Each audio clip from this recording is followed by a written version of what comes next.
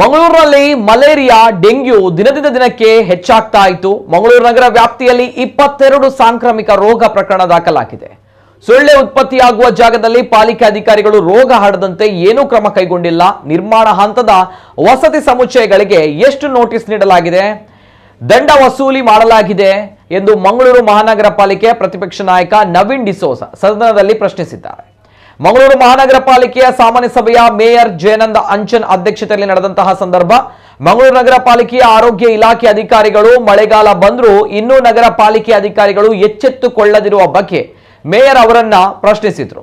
ಇದಕ್ಕೆ ಸೂಕ್ತ ಕ್ರಮ ವಹಿಸಲಾಗಿದೆ ಎಂದ ಆರೋಗ್ಯ ಇಲಾಖೆ ಅಧಿಕಾರಿ ಮಂಜಯ್ಯ ಶೆಟ್ಟಿ ಅವರು ಸಾಂಕ್ರಾಮಿಕ ರೋಗ ಹರಡದಂತೆ ಕ್ರಮ ವಹಿಸಲಾಗಿದೆ ಎಂದರು.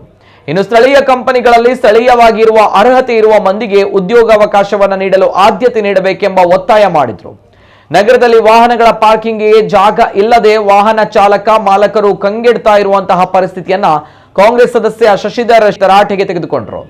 ಇದೀಗ ನಗರದಲ್ಲಿ ಎಲ್ಲಿ ಕೂಡ ಪಾರ್ಕಿಂಗ್ ವ್ಯವಸ್ಥೆ ಇಲ್ಲ. ವಾಹನಗಳನ್ನು ನಿಲ್ಲಿಸಿ ಹೋದ್ರೆ ಪೊಲೀಸರು ಬಂದು ದಂಡ ಹಾಕುವ ಕೆಲಸವನ್ನ ಮಾಡ್ತಾ ಇದ್ದಾರೆ. ಇನ್ನು ವಾಣಿಜ್ಯ ಕಟ್ಟಡದ ಮುಂದೆ ವಾಹನ ನಿಲ್ಲಿಸಿದ್ರೆ ಸಂಘರ್ಷ ಉಂಟಾಗುವ ಸ್ಥಿತಿ ಎದುರಾಗಿದೆ. ಮೇಯರ್ ಅವರು ಈ ಕೂಡಲೇ ಸಂಬಂಧಪಟ್ಟ ಪೊಲೀಸ್ ಇಲಾಖೆ ಹಿರಿಯ ಅಧಿಕಾರಿಗಳನ್ನು ಕರೆಸಿ ಎನ್ಐಟಿಕೆಯ ಟ್ರಾಫಿಕ್ ಇಂಜಿನಿಯರಿಂಗ್ ಇಲಾಖೆ ಮೂಲಕ ವ್ಯವಸ್ಥೆಯನ್ನು ಸುಗಮಗೊಳಿಸಲು ಕ್ರಮ ವಹಿಸಬೇಕು ಎಂದರು. ಎಲ್ಲೂ ಕೂಡ ಬಸ್ಸು ನಿಲ್ದಾಣಗಳ ಮುಂದೆ ಬಸ್ಸು ನಿಲ್ತಾ ಇಲ್ಲ. ಬಸ್ ಶೆಡ್ಗಳನ್ನು ಕೂಡಲೇ ಸರಿಯಾದ ರೀತಿಯಲ್ಲಿ ಮಾಡಲು ಕ್ರಮ ವಹಿಸಿ ಎಂದು ಎಸಿ ವಿನಯರಾಜ್ ಒತ್ತಾಯಿಸಿದರು. ನೂತನ ಆಯುಕ್ತ ಆನಂದ್, ಉಪಮೇಯರ್ ಪೂರ್ಣಿಮಾ ಉಪಸ್ಥಿತರಿದ್ದರು. ಮಂಗಳೂರು ಮಹಾನಗರ ಪಾಲಿಕೆಯಿಂದ ಯಾವ ಕ್ರಮ ತಗೊಂಡಿದ್ದಾರೆ, ಸೊಳ್ಳೆ ಉತ್ಪತ್ತಿಯಾಗುವ ಜಾಗದಲ್ಲಿ ಯಾವ ಕ್ರಮ ತಗೊಂಡಿದ್ದಾರೆ ನಮ್ಮ ಅಧಿಕಾರಿಗಳು, ಏನ್ ಮಾಡ್ತಿದ್ದಾರೆ ಅಂತ ನಮಗೆ ಸ್ಪಷ್ಟ ಮಾಹಿತಿ ಬೇಕು. ಇನ್ನೊಂದು ಹೇಳ್ತಿದ್ದೇನೆ, ಇಷ್ಟು ಹಲವು ವಸತಿ ಅಂದ್ರೆ ಕನ್ಸ್ಟ್ರಕ್ಷನ್ ಎಲ್ಲ ಆಗ್ತಾ ಉಂಟು, ಕಮರ್ಷಿಯಲ್ ಆಗಲಿ ವಸತಿ ಸಮುಚ್ಚಯ ಕೂಡ ಆಗಲಿ.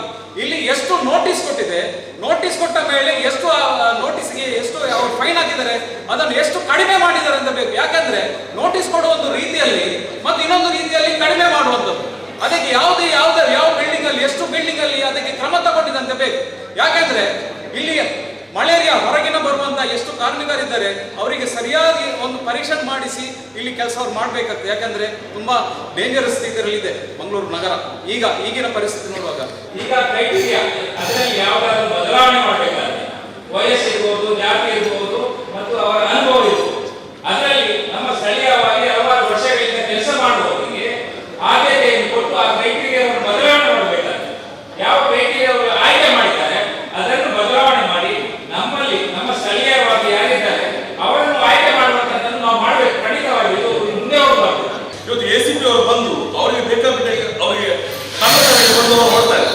ಇವತ್ತು ನನಗೆ ಒಂದು ಗೊತ್ತಾಗಬೇಕು, ಇವತ್ತು ಇಲ್ಲಿ ಟ್ರಾಫಿಕ್ ಬಗ್ಗೆ ಚರ್ಚೆ ಮಾಡಬೇಕಾದ್ರೆ ಕೋಆರ್ಡಿನೇಷನ್ ನಮ್ಮಲ್ಲಿ ಮತ್ತೆ ಟ್ರಾಫಿಕ್ ಡಿಪಾರ್ಟ್ಮೆಂಟ್ ಉಂಟೋ ಇಲ್ವೋ.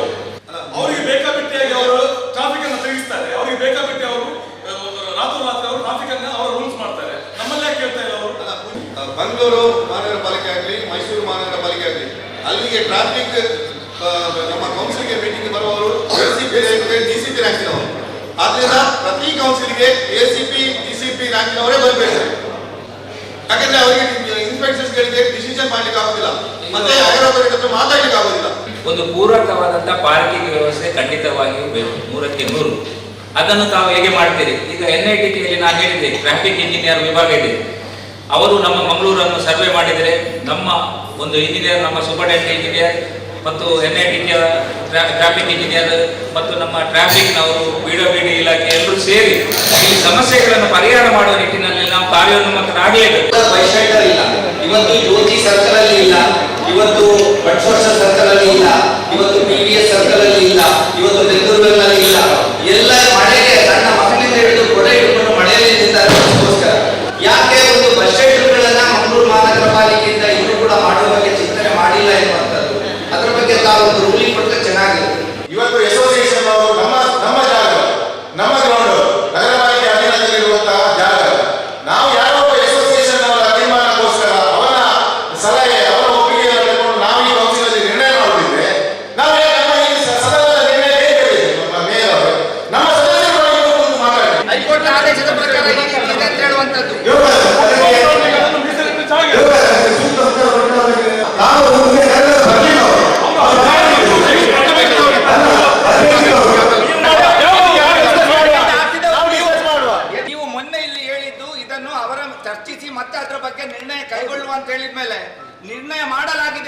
ಬಂದಿದೆ ಅಂತ ಹೇಳುವಾಗ ಹಾಗಾದ್ರೆ ನೀವು ಹೇಳೋದೊಂದು ಕಚೇರಿಯ ಹಿಂದೆ ನೀವು ಮಾಡುದೊಂದ